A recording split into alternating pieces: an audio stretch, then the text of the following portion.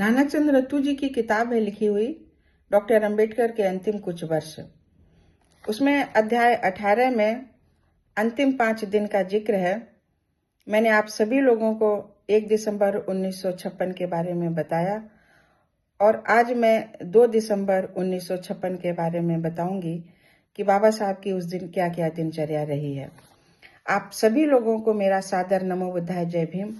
मैं संघमित्रा गौतम, लक्ष्य कमांडर, भारतीय समन्वय संगठन लक्ष्य, लखनऊ से।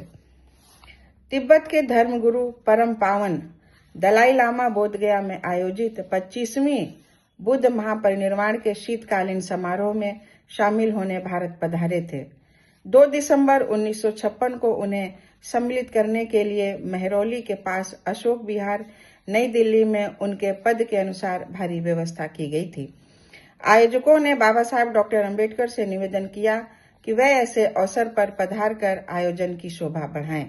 उन्हें एक निमंत्रण पत्र भी भेजा गया। कुछ तो अपनी खराब सेहत और कुछ दूर की जगहों में शामिल होने से वे हिचक रहे थे। उनके लिए बुद्ध और कार्ल मार्क्स की पांडुलिपि को पूरा करना कहीं ज्यादा महत्वपूर्ण था, पर आयोजकों के बार बार आग्रह पर वे समारोह में सम्मिलित होने के लिए राजी हो गए। इस बात को आयोजकों ने खूब प्रचारित किया। आश्चर्यजनक रूप से दूर दराज के क्षेत्रों से भी लोग अशोक विहार आकर ठसाठस भर गए। हजारों की संख्या में उमड़े लोगों को देखना एक कौतुकपूर्ण घटना थी। जैसे ही डॉक्टर अंबेडकर की कार अशोक विहार के विशाल परिसर में पहुंची, लोगों ने जोरदार नारों से उनका स्वागत किया।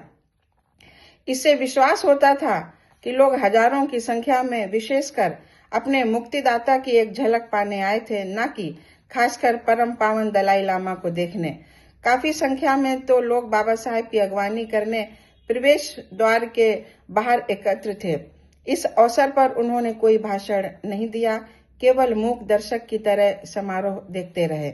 अपराह्न 2 बजे वापस आकर उन्होंने एक कप चाय ली और पढ़ने लिखने में व्यस्त हो गए। इसके बाद उन्होंने मुझे बुलाया और कहा, देखो नानकचंद, तुम्हें एक आवश्यक कार्य करना है और मेरी पुस्तक बुद्ध और कार्ल मार्क्स के अंतिम अध्याय को पूरा करने में मेरी सहायता करनी है। मैं बहुत जल्दी में हूँ और पुस्तक को शीघ्र ही पूरा करना चाहता हूँ। इसके लिए उन्होंने पुस्तकालय में मार्क्स की पुस्तक कैपिटल लाने को कहा। उन्होंने जल्दी जल्दी एक सरसरी निगाह उस पर डाली। कुछ पेजों पर पेंसिल से चिन्हित की गई लाइनों पर और कुछ अलग कागजों में रफ नोट्स पर गौर किया। इसके बाद वो पुस्तक वापस मुझे सौंप दी। शाम को दिल्ली के दूर दराज क्षेत्रों से आए लोग, जिनमें अधिकतर पार्टी कार्यकर्ता थे, उनके बंगले के लॉन में एकत्र हुए। वह बाबा साहब डॉक्टर अंबेडकर की पार्टी के कार्यकलापों और कुछ सदस्यों द्वारा किए जा रहे विध्वंसक कार्यों से उन्हें अवगत कराना चाहते थे। जब मैंने उन्हें बताया कि वे काफी समय से प्रतीक्षा कर रहे हैं, तो वे बाहर आए और कुर्सी पर बैठ गए और जो कुछ लोगों ने कहा उसे बहुत ध्यान से सुना।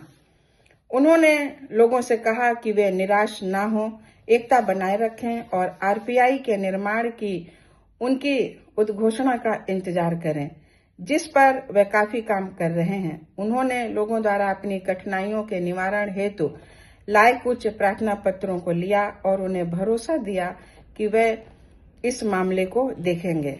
बैठक से वापस आकर वे सोफे पर बैठ गए और मुझसे अपना मनपसंद बौद्ध संगीत रेडियोग्राम पर चलाने को कहा। वे अभी संगीत में डूबे ही थे कि नौकर ने आकर सूचना दी कि शाम का भोजन तैयार है। वे अंदर गए, थोड़ा चावल खाया और हाथ में एक किताब लिए हुए अपने शयन कक्ष में चले गए।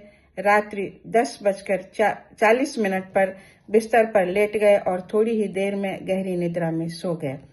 वहां से वापस आकर मैंने रात्रि 1:30 पर अपना काम किया और फिर पूरी तरह थक कर सो गया।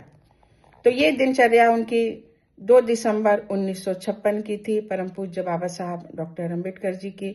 और अब मैं आपको अगले एपिसोड में 3 दिसंबर 1956 के बारे में बताऊंगी। तब तक आप लोग इंतजार करें। आपका बहुत बहुत धन्यवाद। नमो बुद्धाय, जय भीम।